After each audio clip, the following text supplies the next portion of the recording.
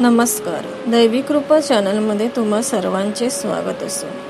हा व्हिडिओ आवडला तर चॅनलला सबस्क्राईब करा, लाईक करा आणि शेअर करा. श्री शिवलीलामृत कथासार. ओम श्री गजानन समर्थ.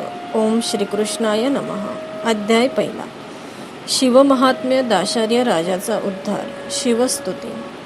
श्री गणेशाय नमः. भगवती सरस्वतीला नमस्कार. श्री गुरूंना नमस्कार. अंबेसह विराजमान असणाऱ्या सदाशिवाला नमस्कार असो.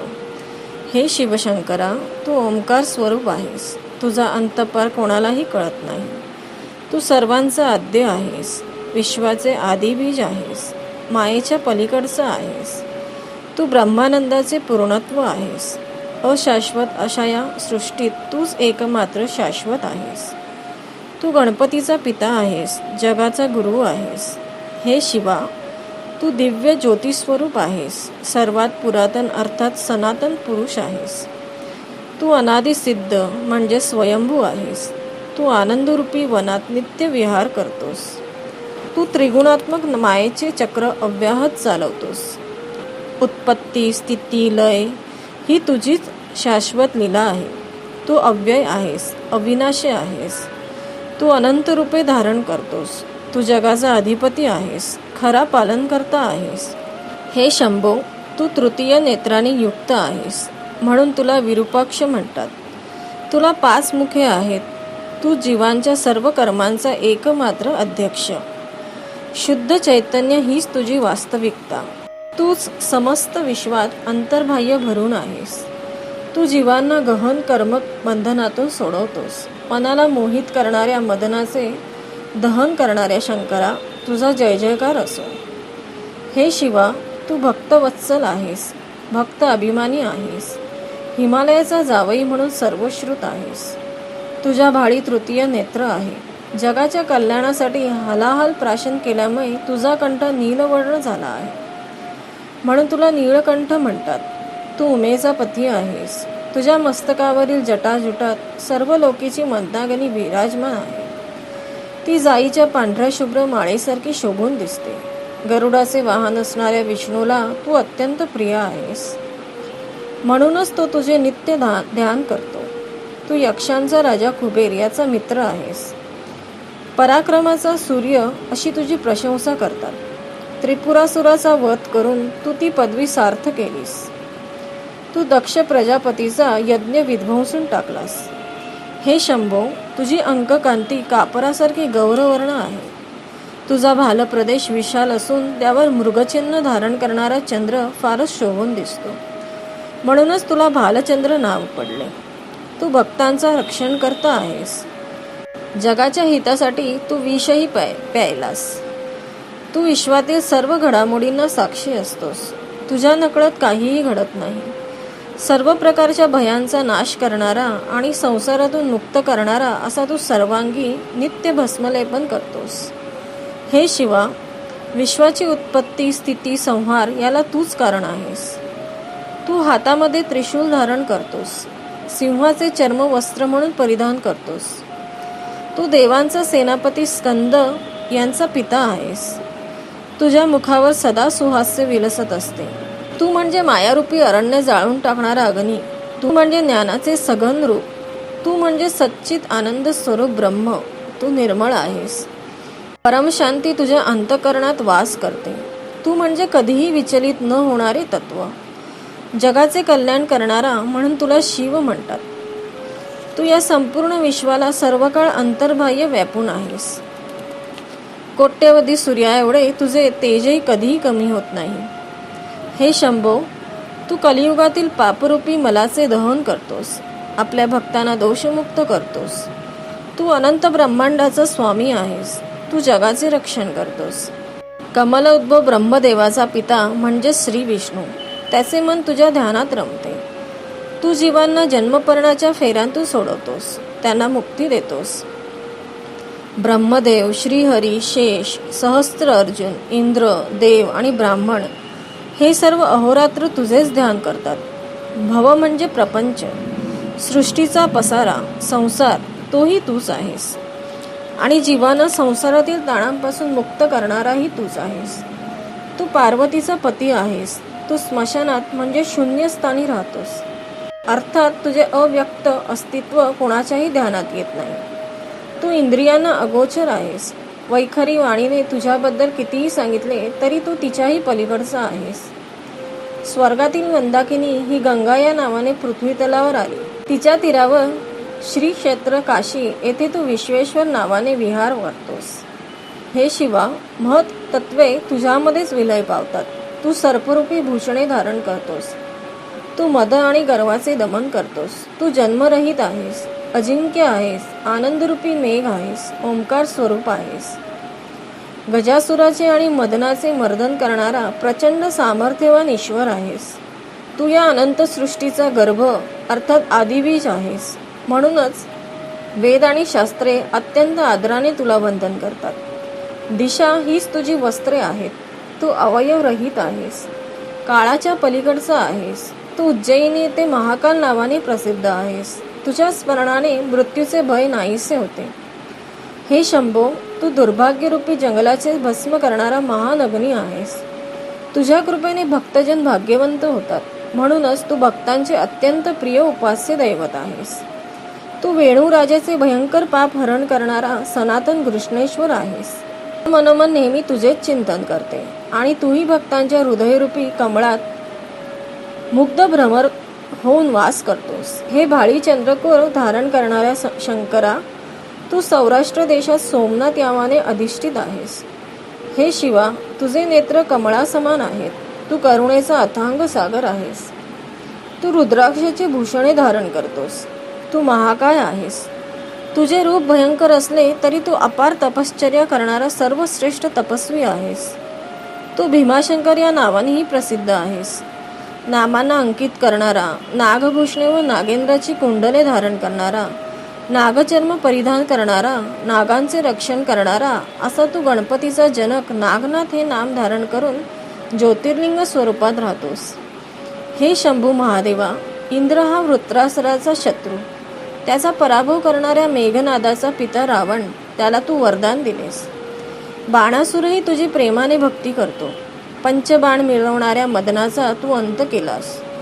तू भवरूपी रोगावर उपचार करणारा निष्णात वैद्य आहेस. त्रिपुरासुराचा वध करणारा अत्यंत अद्भुत असा तू वैद्यनाथ नावाने प्रख्यात आहेस. हे त्रिलोचना, तू त्रिगुणांच्या पलीकडचा आहेस. अधिदैविक, अधिभौतिक आणि आध्यात्मिक असे त्रिविध ताप शांत करणारा आहेस. तू स्वगत, स्वजातीय आणि विजातीय अशा त्रिविध भेदांनी रहित आहेस. त्रिविध दोषरूपी अग्नी शांत करणारा आहेस. म्हणूनच तुला त्र्यंबक म्हणतात. तू अत्यंत करुणा येणारा आहेस. तू म्हणजे कामरूपी हत्तीचे विदारण करणारा सिंह. तू म्हणजे कृपेचा अथांग सागर. तू म्हणजे जगाच्या आनंदाचे मूलस्थान. तू हिमवताच्या कन्येचा पती आहेस. तू हिमालयात वास करतोस. हिमकेदार नावाने अत्यंत प्रख्यात असा तू नित्य अभिनव रूपात दिसतोस. हे शिव महाप्रभू, तू 5 मुकुट धारण करतोस. मायेची मलिनता दूर करतोस. आदी मध्य अंतरहित असा तू श्रीशैल पर्वतावर मल्लिकार्जुन नावाने वास करतोस. तुझे श्रेष्ठत्व जाणून वेद अहोरात्र तुझेच गुणगान करतात.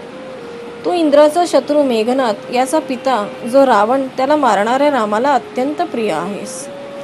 तो दशरथ नंदन तुझ्यासमोर हात जोडून जेथे उभा आहे तेथे तू रामेश्वर नावाने जगद्गुरू म्हणून नित्य अधिष्ठित आहेस. शिव महात्म्य. हे शंकरा, अशा प्रकारे तू सर्वोत्तम असून तुझे अतर्क्य महात्म्य वेदशास्त्रांनाही वर्णन करता येत नाही. ब्रह्मानंदाचा शिष्य कवी श्रीधर हे प्रांजळपणे मान्य करतो. तो म्हणतो, हे देवादिदेवा, तू गुणांचा इतका अथांग सागर आहेस की त्यात बुद्धी, चित्त, तर्क कितीही पोहले तरी त्यांना त्याचा पार लागणे केवळ अशक्य. हे प्रभू, सुवर्ण पर्वतासह पृथ्वीचे वजन करण्यासाठी एवढा मोठा तराजू मी कुठून आणू? आकाश साठवून ठेवण्यासाठी भांडे कुठून आणू? समुद्राचे पाणी आणि वाळूचे कण कोणत्या मापाने मोजू? सूर्याला पाहण्यासाठी कोणता दिवा आणू? हे आदिनाथा, पृथ्वीचा कागद करून आणि पर्वतप्राय काजळ समुद्राच्या दौतीत मिसळून शाई बनवली आणि तीत कल्पवृक्षाची लेखणी बुडून स्वतः सरस्वती जरी लिहावयास बसली तरी तिलाही तुझे महात्म्य लिहिता येणार नाही.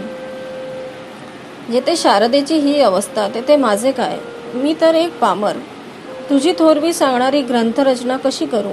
पण हीच गोष्ट तू स्वतः सिद्धीस न्यायची ठरवून माझ्यावर कृपा केलीस तर अशक्य ते काय. हे ईश्वरा, तू दीनबंधू आहेस, करुणा सिंधू आहेस.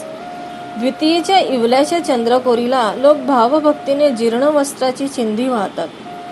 त्याप्रमाणे मी अल्पमतीने तुझे गुणगान करणार आहे. सत्यवतीचा महाज्ञानी पुत्र व्यास हा तुझे महात्म्यरूपी आकाश भेदीत गेला होता, पण त्यालाही त्याचा अंत लागला नाही, म्हणून तो विनम्र भावाने तटस्थ राहिला.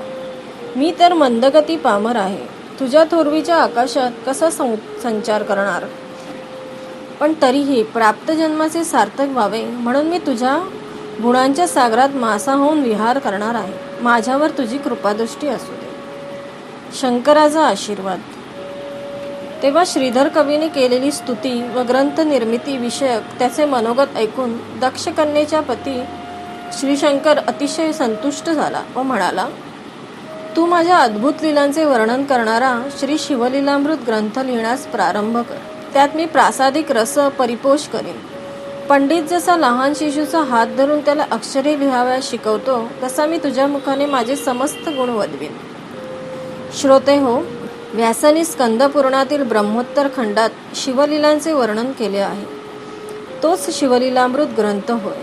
त्याच पवित्र कथा मी आता आपणापुढे सादर करणार आहे. तरी कृपा करून लक्ष द्या. शिवमंत्रांचे श्रेष्ठत्व. प्राचीन काळी नैमिष्य अरण्यात फार मोठे यज्ञ सत्र चालले होते. त्यावेळी विश्रांतीच्या काळात महामुनी सूत उपस्थित ऋषींना व श्रोत्यांना पुराण कथांच्या माध्यमातून मार्गदर्शनपर उपदेश करत असत. त्यावेळी श्रोत्यांनी विचारलेल्या प्रश्नांना सूतमुनी उत्तर देत. त्या चर्चासत्राने सर्वांच्या ज्ञानात भर पडत असे. एके दिवशी शौनकादी ऋषी सूतांना म्हणाले, हे मुनीश्वर, तू आमच्या चित्रूपी आकाशाला प्रकाशित करणारा चंद्र आहेस. आता आमच्या कर्णरूपी चकोरांना तृप्त कर. तू आपल्या प्रासादिक वाणीने अनेक पुराणे कथन केलीस. भगवान विष्णूंच्या लीला सांगितल्यास. दशावतारांचे वर्णन केलेस. महाभारत, रामायण, भागवत ऐकून आमचे कान तृप्त झाले. आता तुझ्या मुखातून अत्यंत अद्भुत अशा श्री शिवलीलामृत ग्रंथ ऐकण्याची इच्छा आहे. ती तू पूर्ण कर. ती विनंती ऐकून तो वेदव्यासांचा शिष्य सूत अतिशय प्रसन्न झाला. श्रोतांना उद्देशून तो म्हणाला, शिवचरित्र परम आश्चर्यकारक आहे. त्याच्या श्रवणाने महापापांचे पर्वत जळून भस्म होतात, म्हणून ते लक्ष देऊन ऐका. याच्या श्रवणाने तो श्रीशंकर तुम्हाला आयुष्य, आरोग्य, अपार ऐश्वर्य, उत्तम संतती, संपत्ती, ज्ञान, विवेक असे सर्व काही देईल. तुमचे सर्वार्थाने कल्याण करील. शिवचरित्र अत्यंत निर्मळ आहे. ते ऐकल्याने कलिमल नष्ट होतो. सर्व तीर्थयात्रांचे, व्रतांचे व महायज्ञ केल्याचे पुण्यफळ प्राप्त होते. सर्व यज्ञात जपयज्ञ श्रेष्ठ आहे. आता कोणत्या मंत्राचा जप करावा तेही सांगतो. ओम नमः शिवाय हा 6 अक्षरांचा शिवमंत्र सर्वश्रेष्ठ आहे. या मंत्राचा नित्य जप करावा. नमः शिवाय हा 5 अक्षरी मंत्रही तितकाच प्रभावी, फलदायी आहे. या मंत्राचा जप जीवांना संसारूपी सागरातून तारून नेतो. म्हणूनच ब्रह्मादी देव व ऋषी याच मंत्राचा जप करतात. या शिवमंत्राच्या पठण प्रभावाने दुःख, दारिद्र्य, भय, शोक, काम, क्रोध, भेदभाव व पातके यांचा नाश होतो. पाठकाला समाधान प्राप्त होते, धैर्य येते, त्याचे पोषण होते. या महामंत्राचा अगाध महिमा अवर्णनीय आहे. यानेच देवांचे व मुनींचे कल्याण होते. ज्याप्रमाणे नवग्रहात सूर्य श्रेष्ठ आहे, त्याप्रमाणे मंत्रामध्ये नमः शिवाय हा मंत्र श्रेष्ठ आहे. ब्रह्मा व विष्णू याचाच नित्य जप करतात. शास्त्रामध्ये वेदांत, तीर्थामध्ये प्रयाग, क्षेत्रामध्ये काशी, शस्त्रामध्ये पाशुपतास्त्र, देवांमध्ये शंकर व पर्वतामध्ये मेरू पर्वत श्रेष्ठ आहे. तसा मंत्रामध्ये हा शिवपंचाक्षरी मंत्र श्रेष्ठ आहे. हा मंत्र म्हणजे केवळ चैतन्य असे परमतत्व, साक्षात परब्रह्म. सर्व तीर्थे, व्रते याच्यावर ओवाळून टाकावीत. हा तारक मंत्र म्हणजे आत्मप्राप्तीची खाण, कैवल्य मार्गाला प्रकाशित करणारा सूर्य, अविद्यारूपी घोर अरण्याला जाळून टाकणारा ब्रह्मस्वरूप अग्नी, सनकादिक ज्ञानी याच मंत्राचा जप करतात. स्त्री, पुरुष, गृहस्थ, ब्रह्मचारी, चारी वर्णाचे लोक या सर्वांनी मुख्यत्वे हाच मंत्र जपावा. दिवसा रात्री जागेपणी, स्वप्नामध्ये, निद्रा होत असताना, जाता येता, बोलता, भांडता, कार्य करताना या मंत्राचा कोणीही कुठेही कधीही जप करावा. त्याला कसलाही नियम नाही. या शिवमंत्ररूपी सिंहाची गर्जना कानी पडताच दोषरूपी हत्ती जागीच प्राण सोडतात. त्यांचे क्षणार्धात भस्म होते. तो मंत्र म्हणताना न्यास, मातृकान्यास, विशिष्ट आसन यांची काहीही आवश्यकता नसते. अहो, प्रेमाने नुसते शिव शिव जरी म्हटले तरी तो शंकर समोर उभा राहतो. जे या मंत्राचा अखंड जप करतात त्यांच्यावर हा त्रिनेत्र शंकर स्वतःच्या शरीराची सावली धरतो, त्यांचे अहोरात्र रक्षण करतो. या मंत्राच्या उपासकांना तो शंकर मी तुमचा ऋणी आहे असे म्हणतो. पण या महामंत्रांचा गुरुकडून विधीपूर्वक उपदेश घ्यावा. गुरु महात्म्य. आता हा गुरु कसा असावा तेही सांगतो. तो ब्राह्मण असावा. तो भगवत भक्ती करणारा, वीतरागी, दिव्य ज्ञान असणारा, सर्व कर्मामध्ये तारतम्याने वागणारा, उदार, दयाळू, मितभाषण करणारा, शांत, मानाची अपेक्षा नसणारा, दांभिकपणा नसणारा, अहिंसक व अत्यंत विरक्त असा असावा. सर्व वर्णांच्या लोकांना गुरुमंत्र देण्याचा अधिकार ब्राह्मणांना आहे असे वेदवचन आहे. ते लक्षात घेऊनच श्रेष्ठ गुरुकडून या मंत्राचा उच्चार ऐकावा. नमः शिवाय हा मंत्र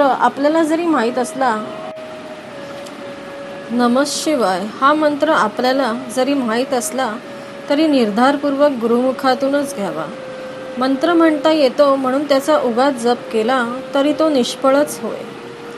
जे कामी, क्रोधी आणि मदोन्मत्त आहेत त्यांनी गुरुपदेश घेतलेला नाही.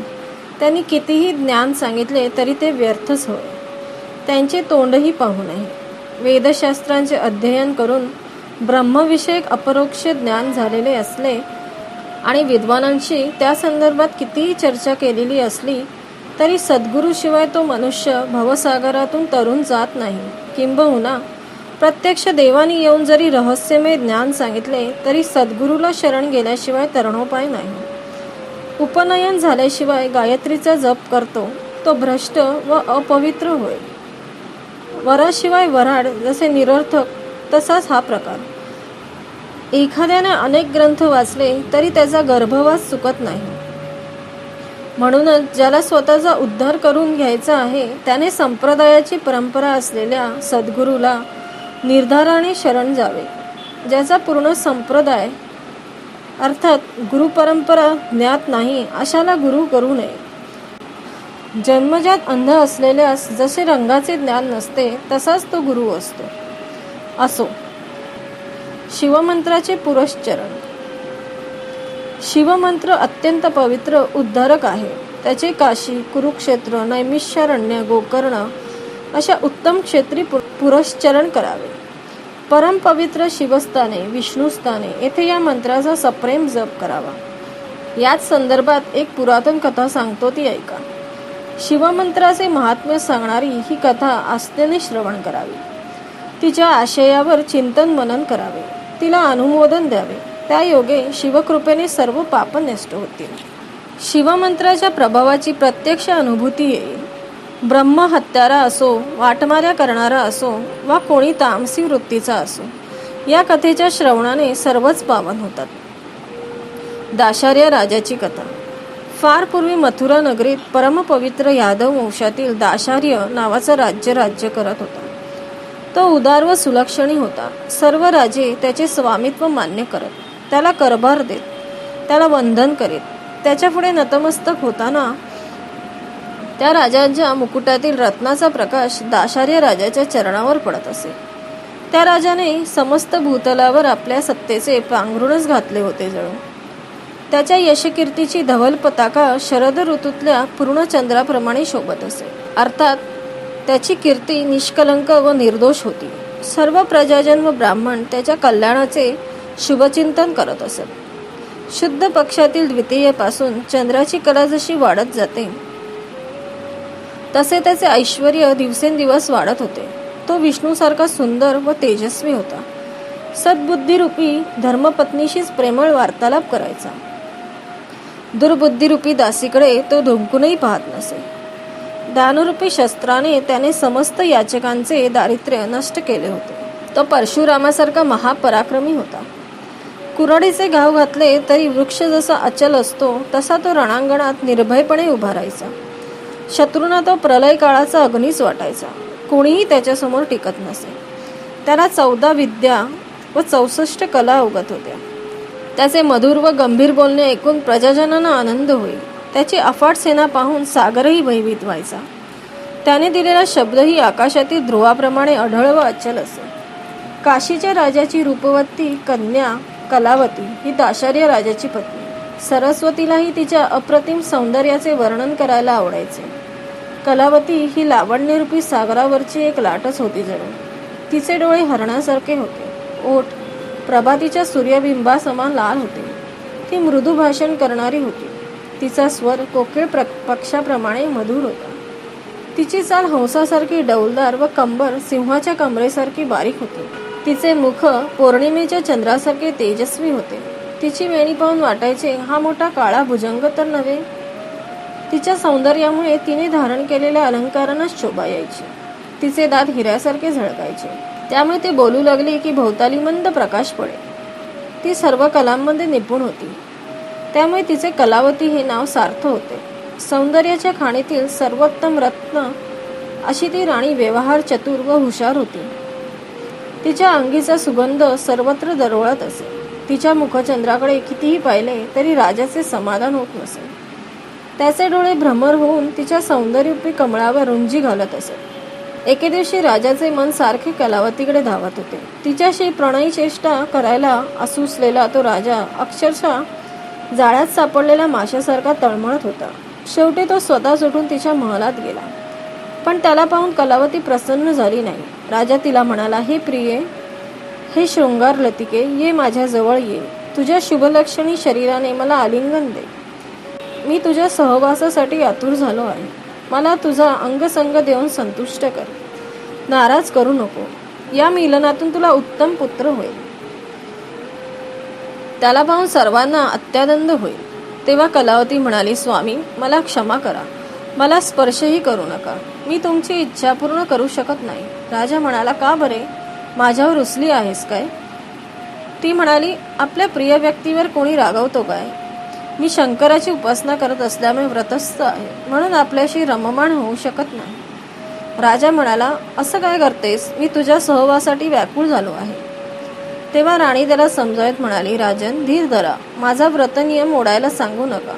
स्त्री जर रोगिष्ट, गर्भवती, ऋतुमती, उपाशी, व्रतस्थ, वृद्ध व अशक्त असेल तर ती भोगू नये. हे मी आपणास सांगायला नको. पर्वकाळ व व्रतांचे दिवस नसतील तर उत्तम काळी उत्तम भोजन करून मगच स्त्रीसंग करावा. समागमाच्या वेळी स्त्री व पुरुष तरुण, रूपमान व आनंदी असावे. त्यांच्या मनात चिंता, उद्विग्नता असू नये. एकमेकांवर प्रेमवर्षाव करत सहवासाचा आनंद उपभोगावा. पण कामवासनेने अंध झालेल्या दाशार्याने तिचे बोलणे मनावर घेतले नाही. त्याने दोन्ही हात पसरून कलावतीला एकदम दृढ आलिंगन दिले. तर काय आश्चर्य! तिला भाऊपाशात घेताच राजाचे अंग पोळले. तो क्षणार्धात तिच्यापासून दूर झाला. त्याला मोठा प्रश्न पडला. त्याने कलावतीला विचारले, राणी, हे काय नवल आहे? तुझे अंग इतके तप्त कसे? कलावती म्हणाली, महाराज, रागू नका. अनसूया पुत्र दुर्वास हे माझे गुरु आहेत. त्यांनी मला शिवपंचाक्षरी मंत्र दिला आहे. त्या गुरुपदिष्ट मंत्राचा अहोरात्र जप केल्याने मी पावन झाले आहे. माझे शरीर तप्त नाही, ते तर अत्यंत शीतल आहे. आपले शरीर अपवित्र असेल, आपण अभक्ष्य केलं असेल, आपले आचरण शुद्ध नसेल तर शरीरही विटाळते. श्री गुरूंच्या कृपाप्रसादाने मला अंतर्ज्ञान आहे. त्या आधारे मी एवढेच सांगू इच्छिते की आपल्याकडून जप, तप, शिवपूजन, गुरुची सेवा असे कोणतेही कर्म घडलेले नाही. त्यामुळे पुढे आपल्याला दारुण नरकयातना भोगाव्या लागणार आहेत. हे सर्व टाळायचे असेल तर वेळीच सावध व्हा. स्वतःच्या उद्धारासाठी काहीतरी साधन करा. ते ऐकून राजाला फार पश्चाताप झाला. त्याला काहीच बोलवेना. तो कलावतीला म्हणाला, राणी, तू खरोखरच सद्गुणी आहेस. माझ्याकडून अनंत प्रमाद घडले आहेत, हे मी मान्य करतो. तू मला शिवमंत्र दे. त्याच्या जपाने मीही पावन होईल. माझी महापापे जळून भस्म होतील. कलावती म्हणाली, नाथ, मला क्षमा करा. शिवमंत्राची दीक्षा देण्याचा मला अधिकार नाही. शास्त्राप्रमाणे पती हाच पत्नीचा गुरु असतो, हेही आपण जाणता.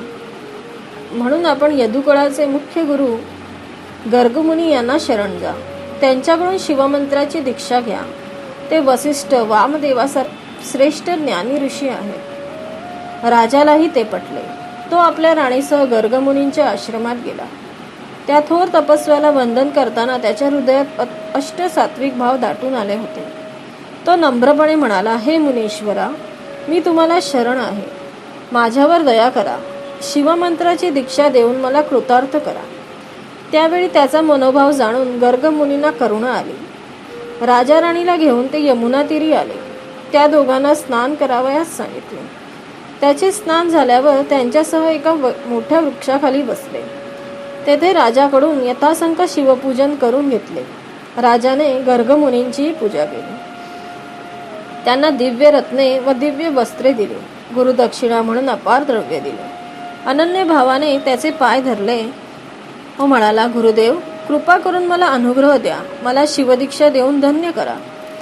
खरोखर जे गुरुला शरण जातात, त्यांची सेवाभक्ती करतात, त्यांच्या उपदेशाचे निष्ठेने पालन करतात, ते धन्य होत. पण जे गुरुची वंचना करतात, त्यांच्या नशिबी घोर नरकयातनाच येतात. श्री गुरूंच्या घरी संकट असताना जो सुखविलासात दंग असतो, त्या मतिमंदाला ज्ञान कसे मिळणार? गुरु म्हणजे ब्रह्मानंदाची सजीव मूर्ती. गुरु म्हणजे साक्षात परब्रह्म. जो त्यांची भक्ती करत नाही तो अधम. काही लोक युक्तिवाद करतात, म्हणतात तन मन व धन या सर्व नश्वर गोष्टी आहेत, त्या गुरूंना अर्पण करण्यात काय अर्थ आहे? असे ज्ञान पाजळणाऱ्या षंडांना काय म्हणावे? त्या महाचांडाळाचे कधी तोंडही पाहू नये. त्यांची विद्या, त्यांचे ज्ञान, त्यांचे वैराग्य, त्यांची साधना हे सर्व व्यर्थ. त्यांचा धिक्कार असो. असे वक्तव्य करणारा 4 वेद आणि 6 शास्त्रे जाणणारा विद्वान पंडित जरी असला तरी त्याचे पांडित्य निरर्थकच. गाढव पाठीवरून चंदनाचा भार वाहते, पण त्याला त्याचा सुगंध लागत नाही. पळी षडसचं अन्न वाढते, तरी तिला त्याची चव कळत नाही. मापाने तांदूळ मोजले जातात, पण भात खाण्याचे सौख्य त्याच्या नशिबात नाही. घाणा उसाचा रस गाळतो, पण त्याची गोडी चाकतात दुसरे. पात्रात साखर साठवली जाते, पण त्याला तिची माधुरी लाभत नाही. गुरूंची वंचना करणारेही तसेच असतात. ते आपल्या ज्ञानाचा, आपल्या विद्वत्तेचा गाढवाप्रमाणे व्यर्थ भार वाहतात. गुरुभक्तीत किती आनंद आहे हे त्यांना कळतच नाही. गुरुला विन्मुख असणारे ते सर्व अभाविक आणि दुर्जन होत. पण दाशार्य राजा तसा नव्हता. तो भाविक, उदार व श्रद्धावंत होता. त्याचा पश्चाताप खरा होता. त्याची स्वतःच्या उद्धाराची तळमळ खरी होती. त्याची शरणता खरी होती. त्याने निर्मळ मनाने श्री गुरूंची षोडोपचारे पूजा केली व आपले मनोगत व्यक्त करून त्यांच्या सन्मुख हात जोडून उभा राहिला. तेव्हा गर्गमुनींनी त्याला हृदयाशी धरले. आपला वरद हस्त त्याच्या मस्तकी ठेवला. त्याला नमः शिवाय या शिवपंचाक्षर मंत्राचा उपदेश केला. त्या अनुग्रहाने तो नृपोत्तम धन्य झाला. त्याच्या अंतःकरणातील अज्ञानाचे निरसन झाले. त्याला निजबोध झाला. त्याचवेळी एक आश्चर्य घडले. अत्यंत अद्भुत अशा त्या महामंत्राचे सामर्थ्य तर पहा. गुरुमुखातून शिवनाम श्रवण करताच त्याची धग असह्य होऊन राजाच्या शरीरातील असंख्य पापे कावळ्याच्या रूपाने त्याच्या देहातून तडफडत बाहेर पडली. त्यापैकी कित्येक कावळ्यांचे पंख जळून गेले होते, तर कित्येक बाहेर पडता पडता भस्मसात झाले होते. किंचित अग्नी पडता शुष्क काटेरी झाडांचे वन जसे जळून जाते, तसे शिवमंत्राच्या प्रभावाने त्या राजाच्या शरीरातील सर्व पापे काकरूपाने जळून गेली. ते दृश्य राजा आश्चर्याने पाहत होता. ते कावळे निघून जाताच आपला देह देवांसारखा दिव्य झाला आहे हे त्याच्या लक्षात आले. त्याला अतिशय आनंद झाला. आपण जे पाहिले ते सत्य होते की भ्रम हेच त्याला कळेना. त्याने गर्गमुनींना विचारले, हे मुनिश्रेष्ठा, माझ्या देहातून एवढे असंख्य कावळे कसे निघाले? माझे रूप इतके दिव्य कसे झाले? गर्गमुनी म्हणाले, राजन, शिवनामाच्या प्रभावाने तुझी अनंत जन्मीची पापे जळून भस्म झाली आहे. कावळे हे त्यांचे प्रतिकात्मक रूप होय. आता तू पूर्णतः निष्पाप झाला आहेस, म्हणून तुला हे दिव्य रूप मिळाले. ते ऐकताच राजाचे हृदय कृतज्ञतेने भरून आले. तो अत्यंत प्रेमाने गुरुस्तवन करू लागला. म्हणाला, गुरुदेव, तुम्ही धन्य आहात. धन्य धन्य तो शिवमंत्र. तुम्ही पंचमहाभूतांची झाडणी करून मला सावध केलेत. अन्नमय, प्राणमय, मनोमन आणि विज्ञानमय या चारी देहांचे निरसन करून मला पावन केले. 25 तत्वांचा मेळ असलेले हे शरीर व त्याला क्रमप्राप्त असे जन्म मरण या दुष्टचक्रात मी अनंत काळ सापडलो होतो. मला क्रोधरूपी महिषासूर ग्रस्त करायचा, कामरूपी वेताळ मला घुसळून काढायचा. आशा, इच्छा, तृष्णा, कल्पना, भ्रांती, विस्मृती, वासना अशा नानाविध यक्षिणी व जखिणी माझी विटंबना करायच्या. हा सगळा मायेचा पसारा, त्याचे तुम्ही क्षणार्धात निरसन केले. तुम्ही किती दयाळू आहात. पंचाक्षरी मंत्र ही किती श्रेष्ठ आहे, त्याचा उपदेश करून तुम्ही मला उपकृत केलेत. त्या मंत्रप्रभावाने मला सहस्त्र जन्मांचे ज्ञान झाले. मी केलेली सर्व पापे काकरूपाने जळून गेली, तेही प्रत्यक्ष पाहिले. प्रत्येक जन्मात मी अनेक दुष्कृत्ये केली आहेत. कधी सुवर्ण चोरले, कधी अभक्ष्य केले, कधी दारू प्यायलो, कधी परस्त्रीशी संबंध ठेवले, तर कधी गुरुनिंदेसारखे महापाप केले. गोहत्या, ब्रह्महत्या, स्त्रीहत्या, गुरुहत्या, अधर्माचरण, ब्राह्मणांचा छळ, परनिंदा, पशुहिंसा, अयोग्य स्त्रियांशी गमन, तर कधी धर्माचा लोप केला. काय हे दुष्कर्म. मी मित्रांचा द्रोह केला, गुरूंचा, विश्वाचा, इतकेच नव्हे तर वेदांचाही द्रोह केला. मी मंदिरे पाडली, कोणाला छळून त्याचा वंशनाश केला. अन्नदान करताना दुष्टाव्याने पंक्तिभेद केला. अधिक काय सांगू. मी शिव आणि विष्णू यांच्यातही भेदभाव मानला. मी दुसऱ्याचे ज्ञान माझे म्हणून सांगितले, ग्रंथाची चोरी केली, पक्ष्यांना ठार मारले, पाखंड मते मांडून मिथ्यावाद घातला. मी तू असा सतत भेदभाव केला. भ्रष्ट अशा साधन मार्गाचा पुरस्कार केला. मी स्त्रीलंपट होतो, दुराचारी होतो.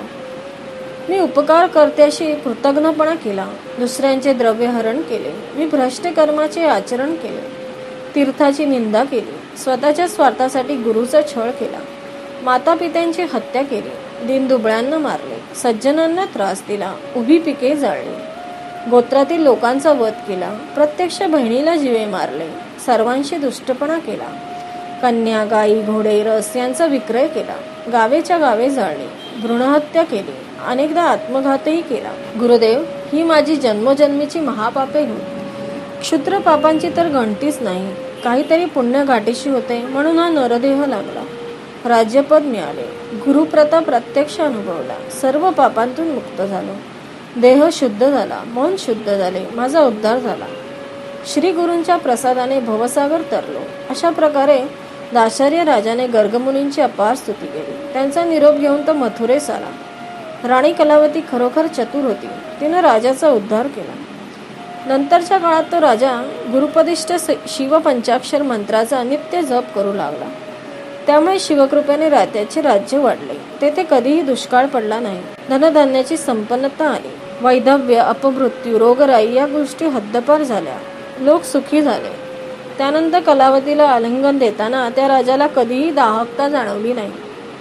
त्याने लोकांना शिवभक्तीला लावले, शिव उपासनेसाठी प्रोत्साहित केले. देशामध्ये घरोघरी शिवपूजन, शिवकीर्तन, रुद्राभिषेक व ब्राह्मण भोजने होऊ लागली. अशा प्रकारे त्या राजाने बहुत काळ सुखाने राज्य केले, प्रजेला आनंदात ठेवले. दाशार्य राजाचे हे आख्यान जे लिहितील, ऐकतील, वाचतील, या ग्रंथाचे संरक्षण करतील, त्याच्या पठणाला प्रोत्साहन देतील, त्यांचा प्रपंच सुखाचा होईल. त्यांना कसलीही कमतरता भासणार नाही. श्री शंकर स्वतः त्यांचे रक्षण करेल. जे लोक शिवमहात्म्य वर्णन करतील ते धन्य होतील. यापुढील कथा अमृतापेक्षा गोड आणि सुरस आहे. चतुर पंडित, प्रेमळ गुरुभक्त व ज्ञानीजन ती श्रवण करत. पूर्ण ब्रह्मानंद स्वरूप असा तो शूलपाणी श्रीधर कवीच्या मुखाने स्वतःच ही कथा वदवून घेत आहे यात संशय नाही. श्रीधराला वरदान देणाऱ्या पांडुरंगानेही आपल्या मस्तकी शिवलिंग धारण केले आहे. ब्रह्मानंद हा परिपूर्ण व अभंग असतो. त्याचा कधीच बेरंग होत नाही. स्कंदपुराणातील ब्रह्मोत्तर खंडात असलेला शिवलीलामृत हा कथाभाग सज्जनांनी नेहमी श्रवण पठण करावा अशी विनम्र प्रार्थना आहे. अध्याय पहिला समाप्त. श्री साम सदाशिव अर्पणमस्तु. ओम नमः शिवाय.